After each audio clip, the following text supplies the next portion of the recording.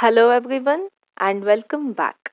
In this video, we will focus on interrupts and vectored interrupt controller in ARM7 LPC2148, a very important topic for lab Viva and exams.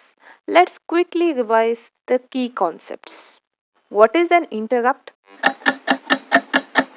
An interrupt is a signal that temporarily stops normal program execution so the processor can handle an urgent task. Difference between IRQ and FIQ. IRQ normal priority interrupt. FIQ fast interrupt with higher priority and faster handling due to banked registers. What is VIC? VIC or Vectored Interrupt Controller manages multiple interrupts and assigns priority and vector addresses. Why is VIC used? It improves efficiency by directly jumping to the correct ISR, reducing delay in interrupt handling. What is Vectored Interrupt Controller Interrupt Enable Register?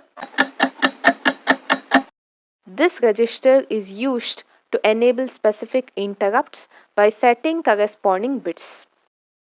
What is vectored control register? This register is used to assign specific interrupt source to a vectored slot. What is vectored address register? This register holds the address of the ISR associated with the vectored interrupt. What is ISR?